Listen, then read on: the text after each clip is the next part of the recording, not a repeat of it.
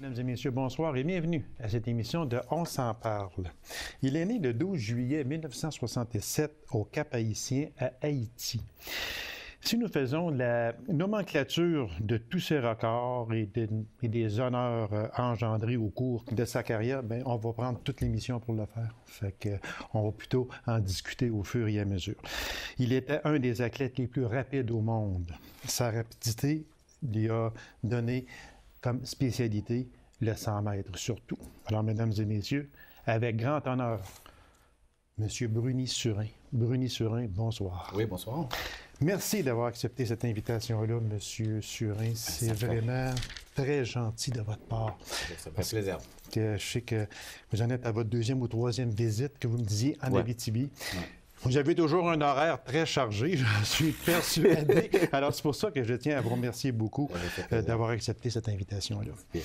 Vous êtes arrivé au pays en 1975 en compagnie de vos parents et de vos trois sœurs. Pourquoi vos parents ont immigré ici au Canada? Ben, c'est une question d'avoir meilleure opportunité. Parce qu'on sait qu'en Haïti, c'est l'un des pays les plus pauvres de la planète. Oui. Puis mes parents sont venus au Canada en 1974. Okay. Puis ils sont venus un an. Ils nous ont laissés derrière avec mes grands-parents. J'habitais avec mon oncle. Puis un an après, ils sont venus nous chercher. Puis une chose qui m'avait marqué, c'est que quand il est venu, il nous a apporté des manteaux d'hiver. Okay. Moi, je m'appelle encore petit, j'avais 7 ans. Puis j'ai demandé à mon père, ben écoute, qu'est-ce que tu veux que je fasse avec ça? J'avais pas compris encore. J'avais pas compris. Okay. Mais dès que je suis arrivé à l'aéroport, ici au Québec, en plein mois de janvier, j'ai tout de suite compris c'était quoi. Puis ça a été un choc. Un choc, sûrement. Un choc culturel, je pourrais dire. Mm-hmm. Puis même encore aujourd'hui, je suis très frileux. J'aime pas l'hiver. Pour vous, l'hiver, vous pourriez passer outre et puis il n'y aurait pas de problème. Ben c'est ça. Ben, puis toi, même encore aujourd'hui, je coupe tout le temps l'hiver en deux. Oui, je m'arrange toujours en plein hiver là, d'aller, je sais pas moi, en Floride ou toi, j'ai encore fait. J'ai passé 3 semaines en Floride. Fait que on dirait que ça passe mieux, ça coupe l'hiver en deux. Ça coupe l'hiver en deux, exactement. Bruni Surin, je vous cite. Travailler dans le domaine que l'on a choisi est une chance. Performer dans ce domaine est un privilège. Mm-hmm. Ouais. C'est vrai. Écoute, je me suis senti tellement privilégié, c'est le cas de le dire, parce que si on regarde aussi, il y a des... écoute, j'ai eu des amis, j'ai eu des connaissances qui se sont entraînées des fois dans la même discipline que moi, dans la même épreuve que moi, dans d'autres disciplines, mais qui ne réussissent pas nécessairement d'aller au top. Moi, je dis premièrement quelque chose que j'aime faire, puis que j'ai excellé dedans. Puis moi, c'est comme, j'ai touché du bois. Puis par rapport à ça, un parallèle que je veux faire aussi, vous allez sûrement en parler plus loin, je saute les étapes. Mm-hmm. Par rapport à ça aussi, c'est que j'ai beaucoup respecté mon sport aussi, parce que ça m'a beaucoup donné. Puis quand on parle de dopage aussi, moi, les gens qui vont prendre des substances pour moi, c'est comme tuer le sport. Pour moi, je pense que c'est tellement un beau sport. Il faut le respecter. Il faut respecter les adversaires aussi. Donc, le fait de tricher, pour moi, ça passe pas. Tout sport confondu, on n'a qu'à penser au dernier des grands, Lance Armstrong. Mm-hmm. C'était terrible. Ouais, c'était terrible. Puis moi, écoute, l'une de mes occupations aujourd'hui, c'est comme conférencier. Puis surtout quand je parle aux jeunes, je leur dis, ben, écoute, tu sais, des fois, tu vois des grands athlètes, ou que ce soit dans n'importe quel domaine, je me dis toujours de y aller avec vos propres moyens. Parce que tricher dans la vie, moi je dis 100%, tôt ou tard, ça va vous rattraper. Ça va sortir. C'est sûr et certain. Écoute, à un moment donné, dans mon époque, il y a eu Ben Johnson. On va en parler au Jeu de Séoul. C'est sûr et certain que ça a été une disgrâce, il faut le dire. Exactement. Puis pas rien que pour lui, pour le Canada en entier. C'est ça aussi qui arrive. Puis moi, tu sais, je dis que pour moi, personnellement, ça a été encore plus. parce que c'est moi l'athlète qui a été après lui, tout de suite Voilà, après lui. exactement, c'est vrai. Fait Exactement. que ça m'ennuie énormément. Ça m'ennuie pendant des années. Puis ça comme, au début, comme entaché. Parce Oui. que les gens, les journalistes, il y avait ce soupçon-là pour dire, ben écoute, si Ben en prenait, ben Surin qui vient tout de suite après lui, puis qui veut courir aussi rapide que lui, puis qui veut gagner des médailles, fait que lui aussi doit en prendre. Puis ça a été mortel. C'était mortel, Ouais. exactement. Ouais. Moi, si je vous demandais la clé de vos succès, ce serait quoi? Moi, sans hésitation, je vais vous dire que c'est le travail, persévérance. Persévérance. Persévérance. Parce que quand je regarde mon parcours, dès la première année, je pourrais vous sortir sans raison que j'aurais pu abandonner pour dire que ben non, c'est trop difficile. Mais c'est fou. Il faut persévérer. Absolument. Exactement. Puis ça, c'est bon Ouais. aussi pour n'importe quel sport ou même dans la vie. Dans la vie. Dans la Dans vie, la vie. tout simplement, Tout c'est court. que si si la persévérance n'est pas là, que ce soit dans le travail quotidien, dans n'importe quoi, on n'arrivera Non, pas. ça passe pas. Ça passe pas. Écoute, Exactement. le chemin a été ardu. Ça a été, écoute, il y a eu tu sais, des gens des fois qui ont peur des rejets, Oui. des gens qui veulent pas se faire dire non, puis qui veulent pas foncer au risque de se faire dire non, justement. Mais souvent, ces gens-là, plus tard, ils ont des regrets, qui vont se dire, ben, écoute, j'aurais pu, Le fameux j'aurais dû. ça, je l'entends, là, puis Exactement. c'est Oui, ça. c'est ça. Moi, c'est comme, ça, je l'ai su depuis, dès mon jeune âge. Je dis, moi, avoir su, là, j'aurais dû, je veux pas, moi, je fonce, J'ai lu beaucoup sur vous, Monsieur Surin, puis il y a des choses qui sont frappantes. Entre autres, quand vous dites que vos déceptions furent une source de motivation, comment on fait pour transformer des déceptions en motivation? Vous savez, il y a des gens qui me disaient, c'est encore frais dans ma mémoire, puis même des fois même, ça peut être l'entraîneur, les amis, l'entourage, qui me disaient, c'est arrivé à plusieurs occasions, mais on dirait que ça ne te dérange pas. Si tu viens de faire une contre-performance, on dirait que ça ne te dérange pas. Ça me dérange énormément. Mais moi, à partir du moment qu'il y a quelque chose qui ne va pas, il y a une contre-performance, défaite, nomme-les comme tu veux, je vais sortir de là le plus rapidement possible. Puis je vais dire, qu'est-ce qui s'est passé? Qu'est-ce que j'ai fait de pas correct? Analyser. OK. Qu'est-ce que j'ai fait de pas correct? Qu'est-ce que je dois faire la prochaine fois? OK, let's go. Là, je suis encore plus motivé. Au lieu de me dire, ça marche pas, puis je comprends pas. Écoute, il y a des gens qui me voyaient après une mauvaise performance, puis que je suis au restaurant avec mes chums, je suis en train d'avoir du fun, puis ils me disent, ben, écoute, c'est quoi le problème? Ben écoute, qu'est-ce que tu veux que je fasse?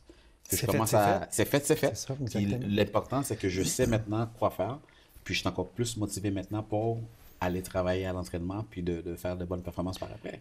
Parce que lorsque vous faites une contre-performance, vous savez pourquoi. Je sais pourquoi. Alors, il faut corriger le tir, Il faut autrement corriger le dit. tir. Ma plus grande défaite, puis ça, c'est un cas vécu, là. C'est pas quelqu'un qui m'a dit, ouais, ça m'est arrivé, c'était aux Jeux Olympiques, en 96, où est-ce que j'étais classé deuxième au monde. Moi, écoute, je suis deuxième au monde, c'était l'année d'après, je vais être premier au monde, c'est normal. Oui, c'est sûr. Puis, j'arrive aux Jeux Olympiques, cauchemar. Je fais même pas la finale. Puis, je voulais gagner. Puis, j'étais supposé de gagner.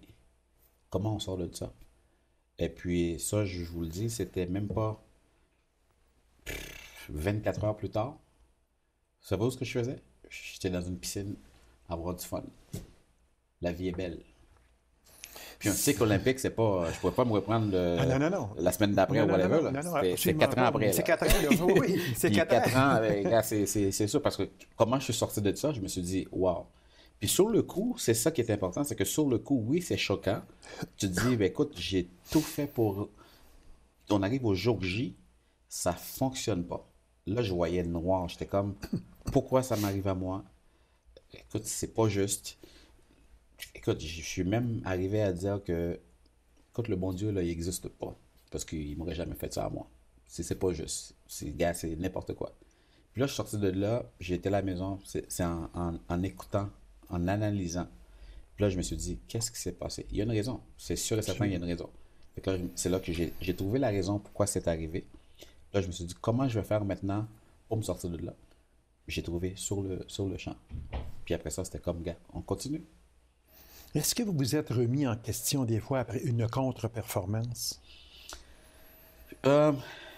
C'est arrivé à 2 reprises que pendant ma saison, j'étais pas blessé, mais je n'arrivais pas à performer. Écoute, j'essayais, puis ça marchait pas. Ça marchait pas. Okay. Je regardais le tableau, et ben, Surin, il finit dernier de la course, Surin, il finit 6e, moi, ce que je voulais gagner, ça marchait pas, les performances n'étaient pas là. Quand je me disais, mais voyons donc, au moins si j'avais une blessure, j'aurais pu dire, ok, ben, c'est à cause que je suis blessé, mais là, je n'étais pas blessé du tout. Mais qu'est-ce qui s'est arrivé à ce moment-là aussi, c'est que trop de pression que je me mettais. Le moral? Le moral. J'avais pas de plaisir à faire ce que je faisais. T'sais, moi, c'était comme rendu. C'est une période aussi qui était, je pourrais dire, un peu bizarre. C'est que au début, c'était difficile. J'ai pas de commanditaire. Dans le fond, j'ai pas d'obligation non plus. C'est comme, OK, je fais de l'athlétisme, je fais de la course, c'est le fun. Mais là, je commençais à analyser que là, tu commences à avoir un commanditaire. Là, je me dis, OK, mais la personne qui investit en moi, dans le fond, oui, il y a une question de retour sur la publicité aussi, tout ça. Oui, ça. Mais je veux dire, la personne qui me finance, donc, il attend quelque chose, il attend une performance de moi. Fait que là, je me sentais obligé de performer pour ces gens-là. Tu vois? C'est là que, on dirait que ça m'étouffait. C'est quand j'ai analysé ça, là, je me suis dit, wow, là, il faut avoir la priorité numéro 1, là, c'est d'avoir du plaisir à ce qu'on fait. Parce que si on n'a pas de plaisir, ah non, c'est sûr. Ça passe pas. Sûr. Exactement. Ça passe pas. Puis votre passion première, c'était le basketball. Puis à l'âge de 17 ans, vous vous êtes tourné vers l'athlétisme. Ouais. Qu'est-ce qui vous a incité à faire ce changement-là? C'était mon premier entraîneur. Mon premier entraîneur, Daniel Saint-Hilaire, déjà en secondaire 1, à la polyvalente, presque à la fin d'année scolaire, on allait au centre sportif, Claude Robillard à Montréal, puis on compétitionnait contre d'autres écoles. Il y avait comme un système de pointage et puis tout ça. Secondaire 1, je gagne le triple saut. Je pense que j'avais gagné le saut en longueur aussi. La course, j'étais peut-être 3e, 4e, je ne sais pas le plus rapide. Puis là, il m'a détecté. Il est venu me voir après la compétition. Il me dit, écoute, on s'est présenté. Il me dit, viens dans mon club d'athlétisme. Parce que je vois que tu as du talent. Tu pourrais être bon. Puis viens. Moi, j'ai dit, non. J'ai dit, moi, c'était juste pour cette compétition-là, 2 semaines avant la compétition, on est à l'école, c'est le fun, il y a plein de monde, je gagne les médailles, c'est cool. Moi, je ne veux pas faire ça sérieusement parce que c'était le basketball. C'était le basketball. Sport d'équipe, j'étais avec ma gang, puis tout ça. Puis cet entraîneur-là, à chaque année, il continue à venir me voir. Secondaire 2. Ah oui, Bruni, viens dans mon club, puis tout ça. J'ai toujours dit non. Puis ça a pris 5 ans. Ah oui? Ça a pris 5 ans. Puis c'est au courant du secondaire 5. Puis c'est là que, mes amis, il y a eu un petit peu d'incitation aussi. Mes amis, ils disaient, OK, let's go, on va l'essayer. Puis c'est de là que j'ai commencé tranquillement, puis ça a déboulé. Ça a toujours déboulé. Ouais. On va aller, Bruni Surin, si vous me permettez. On en a parlé un petit peu, mais je voudrais revenir sur probablement ce que moi, pas seulement que moi, la population en général, qui fut probablement un des moments les plus sombres de votre vie. On parle des Jeux de Séoul en 88. Est-ce que ça a été le pire épisode de votre vie? Votre compatriote Ben Johnson qui gagne le 100 mètres contre Carl Lewis, mais on sait qu'est-ce qui s'est passé. Est-ce que ça a été un des moments les plus noirs de votre vie? Oui, c'était... pour moi, en même temps, c'est bizarre à dire, quand c'était mes premiers Jeux. Le rêve, ça a toujours été de faire les Jeux olympiques. Là, tu fais les Jeux olympiques, je suis un Olympien. C'est comme super. En même temps, arriver là-bas, Ben Johnson, l'histoire de Ben Johnson, puis même avant qu'il se fasse prendre, on le savait, là. Justement, vous le saviez? On le savait parce que son comportement, c'est... Ça laissait entrevoir que... Ah ouais, c'est sûr, tu te dis, écoute, ce gars-là, c'est pas, il est pas humain, là, c'est pas fou. Écoute, à cette époque-là, t'oserais pas le regarder dans les yeux comme je vous regarde là. Parce que tu as l'impression qu'il allait te sauter dessus. Ah oui. Ah ouais, c'était agressif, c'était pas humain, bref. Puis là, quand c'est sorti la nouvelle, écoute, parce qu'avant ça, on était fiers, on avait Oui. nos chandails Canada, on fait Oui. l'équipe canadienne, c'est le fun. On est aux Olympiques, on est aux représente le Olympiques. pays. C'était une fierté, mais après ça, on se faisait harceler. Écoute, à chaque fois on sortait du village pour aller manger, les journalistes venaient nous voir, puis tout était C'était toujours... Ben Johnson. Exactement. Puis j'avais plus de plaisir, puis même, je me Le rappelle... focus était là. Le focus était là. Les autres, nous, on était des accessoires, là. Tu sais, avais Ben Johnson, puis il y avait la grande rivalité avec Carl Lewis, Oui, l'Américain. exactement, l'Américain. Puis nous, les autres, c'était des accessoires. Puis j'ai tellement pas eu de plaisir qu'après ma compétition, il me restait encore quelques jours, peut-être même une semaine. J'ai demandé au gérant de l'équipe de changer mon billet d'avion puis de retourner à Montréal. Je suis pas resté jusqu'à la fin. C'était devenu, on peut dire, invivable pour les athlètes canadiens. C'était invivable. C'était pas le fun. On se sentait pas valorisé. C'était comme rien du tout. Puis c'était comme, on se faisait toujours pointer du doigt. Ah ben c'est les Canadiens. C'est comme on avait cette impression-là. C'était comme ben les tricheurs sont là. C'est ça qu'on sentait. C'était pas le fun. Après que ça est arrivé, avant que vous vous en reveniez au pays, Ben Johnson était là, lui aussi. Comment il était perçu, lui, par rapport aux autres athlètes, par rapport aux journalistes, qu'il y a des journalistes du monde entier qui sont là. Comment lui, directement, a pris la chose? Est-ce que c'était un peu indifférent de sa part ou bien non? Comment il a pris ça, lui? Tout de suite après qu'on l'ait Oui, pris. exactement. Là, sur le site des Jeux, là. Nous, on l'a pas vu après ça. Ah, OK. Parce que quand la nouvelle est sortie, Ben partait déjà. Il avait déjà son billet d'avion, puis tout ça. Il était déjà à l'aéroport, puis s'en allait retourner au Canada. Nous, on l'a pas vu du tout après ça.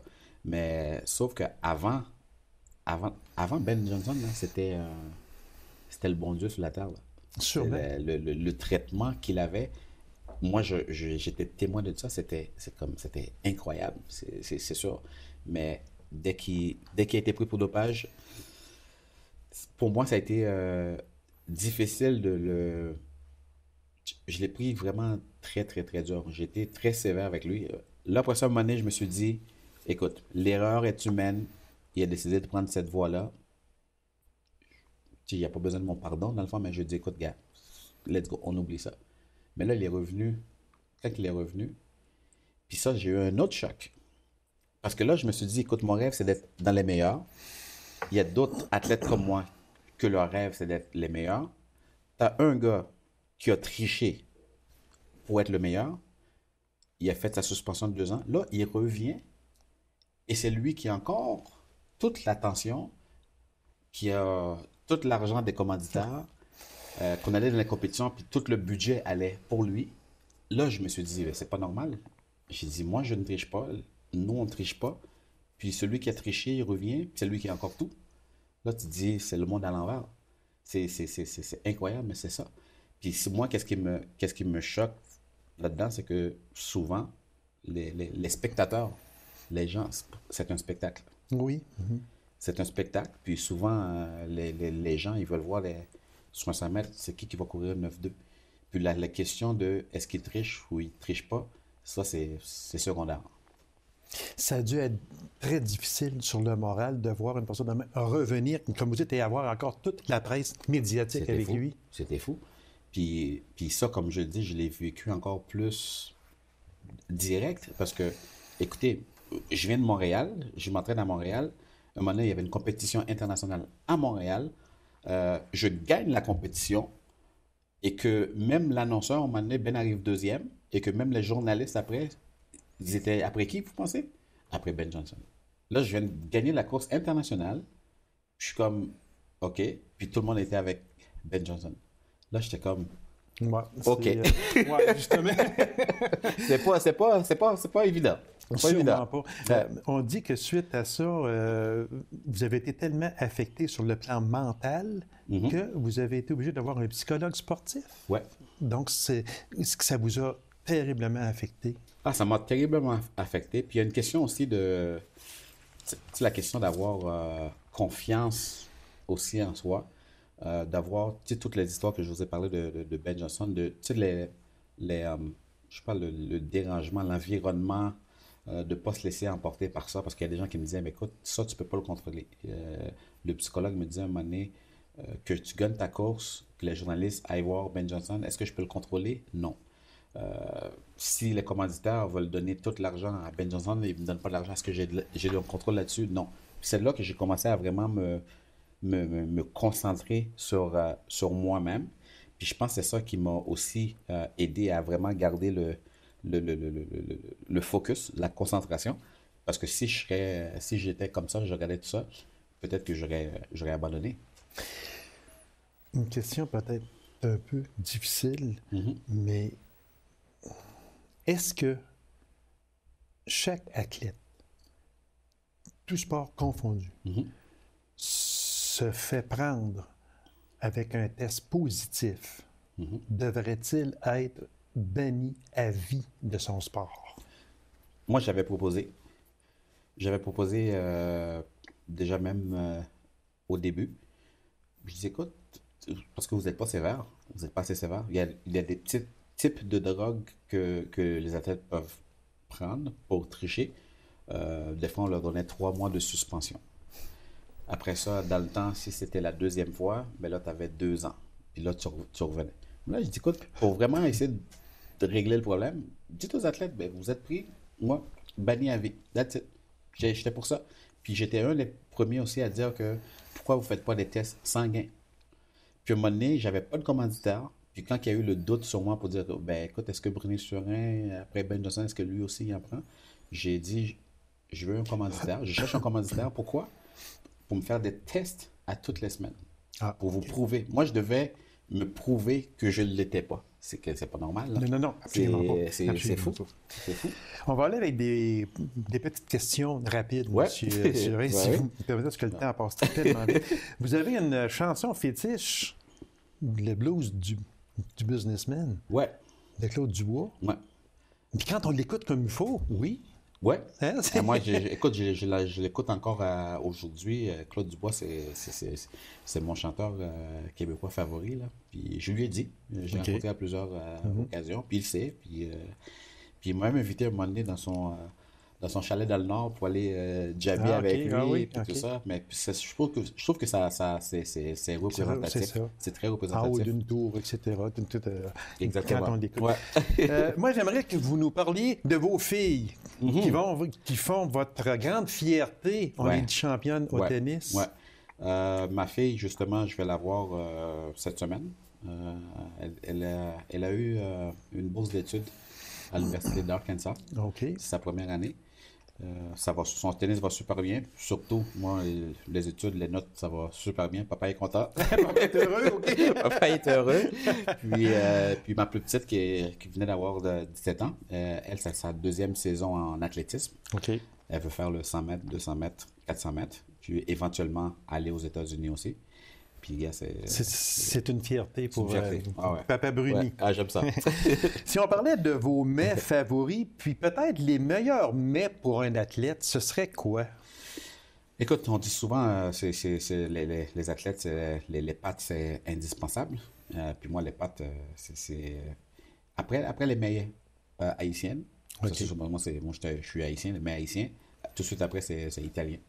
Puis j'habitais en Italie au début. Ça fait que moi, les pastas... c'est vrai, il ne faut pas dire pasta au Québec. C'est vrai? Oui, parce que les pâtes. Les pâtes. Un chiffre 101. Ouais, c'est ça. les pâtes, c'est... écoute, moi, j'adore ça. Là. Les mets italiens, c'est super. Parce que souvent, quand on regarde, surtout des joueurs de hockey, mangent beaucoup de pâtes. Fait que vous êtes un adepte de... Si on parlait de diète pour un athlète, vous, avant vos performances, est-ce que vous étiez à la diète? J'ai jamais fait de diète stricte ou quoi que ce soit, mais vous savez que qu'est-ce que je consomme aujourd'hui, je mangeais pareil quand j'étais athlète. Bon, c'est sûr que je fais pas d'excès. J'ai jamais été très fort sur les sucreries, les desserts, tout ça. J'essaie de garder ça de côté, mais j'ai toujours eu une diète équilibrée. Puis, gars, ça... Est-ce que votre poids aujourd'hui est le même ou à peu près que lorsque vous faisiez de grandes compétitions? Là, présentement, je suis à peu près à 197. Quand j'étais en compétition, j'étais à 190. 190, bon, c'est sûr que mon taux de gras aussi était beaucoup moins. Beaucoup moins, exactement. Mais pose-moi pas la question, c'est quoi aujourd'hui? Non, on va passer autre. Moi, j'aimerais ça que vous me parliez de votre charmante épouse, Bianelle Legros, qui a déjà dit que vivre avec un athlète n'est pas un conte de fées. Fait qu'il faut croire que je me suis renseigné, monsieur. Ah oui, vous avez fait vos recherches, c'est sûr et certain. C'est sûr et certain. J'aimerais qu'on parle de votre épouse. Ben, écoute, ça a été beaucoup de support. Parce que ça en prend beaucoup parce que c'est pas évident. C'est pas évident de dire disons dans ce temps-là à sa blonde, qui est devenue ma conjointe, bon ben, je pars puis on se reverra dans 2 mois. C'est pas facile. C'est pas facile. Puis, j'en ai eu beaucoup d'amis là-dedans aussi que ça, malheureusement, peut-être pour d'autres raisons aussi, que ça n'a pas fonctionné. Parce que partir comme ça, puis il y en a beaucoup. Il y a des femmes, des fois c'est l'inverse aussi, qui vont dire... que le lien soit vraiment solide, là, à ce moment-là. Vraiment solide. Puis au début, écoute, le fait qu'elle a enduré ça, là, des fois je fais un peu de recul, des fois qu'elle a enduré ça, là, moi je lui lève mon chapeau. Parce qu'au début, j'ai travaillé avec un psychologue, mais avant que j'aie cette expérience-là, moi, arrivé avant une compétition, quelques jours avant, j'étais pas du monde. Premièrement, je parlais pas. Puis... tout m'énervait, c'est à cause j'étais tellement stressé, puis des fois je pouvais être, des fois, pas tout le temps, être bête aussi avec elle. En tout cas. Il reste à peine 2 minutes, M. Surin. C'est sûr que je ne veux pas terminer l'émission sans parler de votre fondation. C'est votre après-carrière. Vous êtes conférencier, mais vous avez aussi cette fondation-là. Comment est venue la Fondation Bruni-Surin? J'ai commencé la fondation, ça doit faire peut-être une quinzaine d'années. Je me sens vraiment choyé, privilégié. J'ai toujours eu un bon support de la part des gens au Québec, les Canadiens. Moi, je pense qu'on est le pays qui supporte le plus les athlètes, surtout les athlètes olympiques. J'ai eu en anglais, on dit beaucoup de love, beaucoup d'amour. Oui. Puis moi, j'ai réussi qu'est-ce que j'avais à réussir. Puis pour moi, c'est comme donner en retour. Puis ça a été tout à fait normal. Puis on donne des bourses sport-études à toutes les années en sport-études. C'est ça, parce qu'on dit que votre fondation reçoit annuellement 10 000 en bourse d'études. Ça, moi, je trouve ça extraordinaire parce que c'est bourse d'études. Fait que ça veut dire, tu veux performer, oui, mais il faut que tu ailles à l'école aussi. C'est important. C'est important. Bruni-Surin, merci infiniment. Ce fut un grand plaisir. Puis je tiens à vous dire une chose, c'est que vous avez été et vous êtes encore une fierté pour notre pays et notre province également. Et puis vous êtes une fierté pour tout le monde et pour les jeunes en particulier. Merci et bravo à vous. Merci beaucoup. C'est moi qui vous remercie. Alors, mesdames et messieurs, merci d'avoir été là. On donne rendez-vous à une autre émission de On s'en parle. Au revoir et bonne semaine.